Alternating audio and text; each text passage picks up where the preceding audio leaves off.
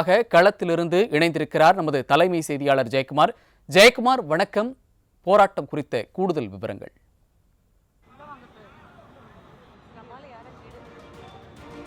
வணக்கம் சைது. இன்றைக்கு திமுக ஆட்சியிலே சட்டம் ஒழுங்கு மட்டும் சந்தி சிரிக்கவில்லை. பள்ளிக்கல்வித்துறையிலே ஏராளமான பிரச்சனைகள்.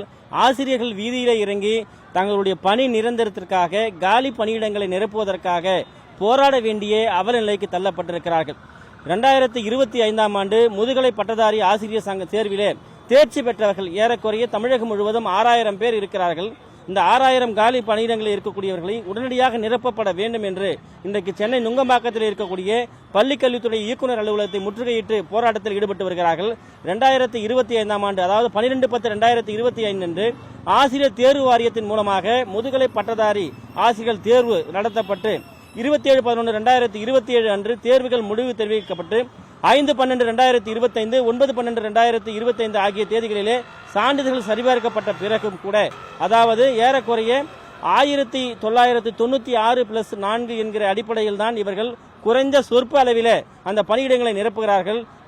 தேர்ச்சி அடைந்தவர்களை காலி பணியிடங்களில் நிரப்ப வலியுறுத்தி இன்றைக்கு ஆசிரியர்கள் வீதியில் இறங்கி போராடி கொண்டிருக்கிறார்கள். தொடர்ந்து போராடி வரக்கூடிய அவர்களுக்கு எந்த விதமான நடவடிக்கைகளோ நேரில் சந்தித்தவர்களை பேச்சுவார்த்தையோ நடத்தப்படவில்லை என்று கண்ணீர் சிந்துகிறார்கள். இப்பொழுது போராட்ட களத்தில் இருக்கக்கூடிய ஆசிரியர் கேட்கலாம். ஆமா, நீங்க போராட்டத்தில் ஈடுபட்டு வரீங்க, உங்களுக்கு கோரிக்கை என்ன? சார் வணக்கம் சார். நாங்கள் 12/10/2025 அக்டோபரில் நடந்த முதுகலை பட்டதாரி ஆசிரியருக்கான தேர்வு எழுதினோம். அதில் பார்த்தீங்கன்னா 1996 காலி பணியிடங்கள் மட்டும்தான் இருப்பதா சொன்னாங்க.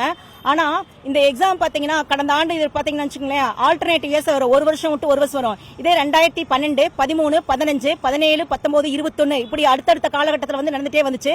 இதே 2021, 22 நடக்கும்போது 2207 காலி பணியிடங்கள் மட்டுமே அறிவிக்கப்பட்டது. இந்த ஆட்சி மாற்றம் வந்ததுக்கு அப்புறம் 3236 காலி பணியிடங்கள் அதிகரிச்சாங்க.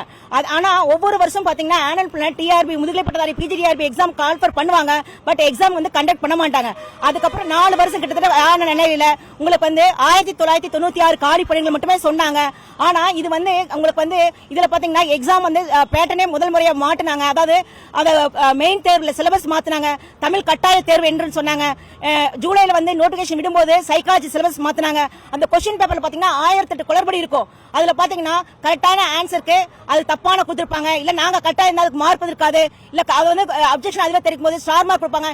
இவ்வளவு அந்த கொஸ்டின் பேப்பர்ல பிரச்சனை இருந்துமே அதையும் தாண்டி நாங்க அதிக மார்க் பெற்று தகுதி தேர்வுல தேர்ச்சி பெற்று எல்லாமே இருக்கிறோம். இருந்தாலும் இந்த அரசு ஜூலைல அறிவிச்சாங்க நோட்டிபிகேஷன். அதுக்கப்புறம் பாத்தீங்கன்னா டிஆர்பி சைட்ல இருந்து 3500 காலி பணியிடங்களை நிரப்புவதாக சொன்னாங்க. அது 2 மடங்கு ஆகுனாங்க.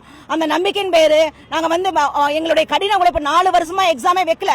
அதையும் மீறி நாங்க படிச்சு இத்தனை இடர்பாடுகளை இங்க இருக்கிற எக்ஸாம் டீச்சர்ஸ் பாத்தீங்கன்னா படிச்சு முடிக்கும் போது எங்களுக்கு ஏஜ் 24,000, 30 வயசு, 40 வயசு, 50 வயசு இவ்வளவு ஒரு சூழ்நிலையில குடும்ப பாரத்தை ஏத்துக்கிட்டு எப்படியாவது நாமளும் அரசு துறையில ஒரு வருவான்னு சொல்லி நாங்க கடுமையா முயற்சி பண்ணி தேர்ச்சி பெற்றோம். இந்த அரசு நாங்க பள்ளிக்கல்வித்துறை கேட்டோம்.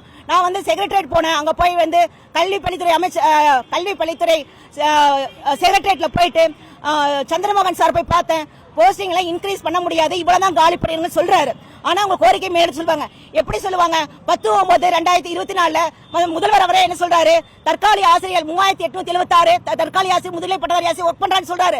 அதுக்கப்புறம் மாடல் ஸ்கூல் இருக்குது 1100 முதுகலை பாத்தீங்கன்னா தலைமை ஆசிரியர் ரிட்டையர்மெண்ட், அதே மாதிரி ப்ரமோஷன் இருக்குது.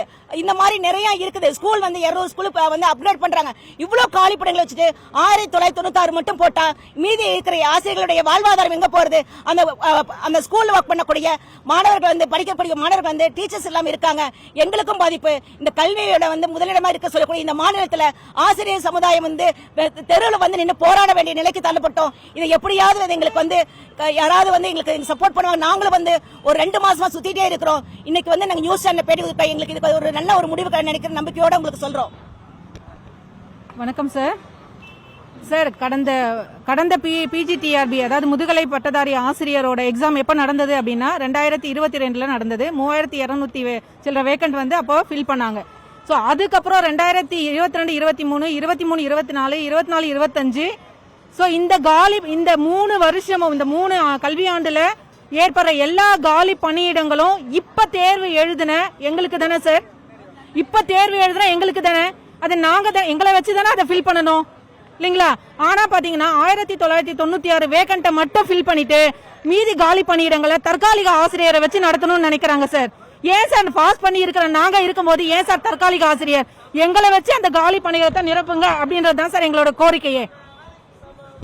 அதாவது முதுகலை பட்டதாரி ஆசிரியருடைய தேர்விலே தேர்ச்சி பெற்றவர்கள் இருக்கும்போது அவர்களை பணி நிரந்தரம் செய்யாமல், அவர்களுக்கு பணி வழங்காமல், சொற்ப அளவில் ஏதோ பணி ஆணைகளை வழங்கிவிட்டு அதனையும் இன்னும் பணி நியமனம் செய்யப்படாமல் இந்த அரசு வஞ்சித்து வருவதாக இங்கே போராட்ட களத்தில் இருக்கக்கூடிய முதுகலை பட்டதாரி ஆசிரியர்கள் தங்களுடைய வேதனையை தெரிவித்திருக்கிறார்கள்.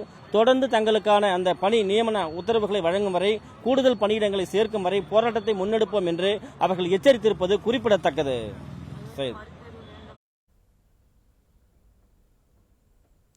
போராட்ட களத்திலிருந்து முழுமையான விவரங்களை வழங்கியமைக்கு நன்றி ஜெயக்குமார்.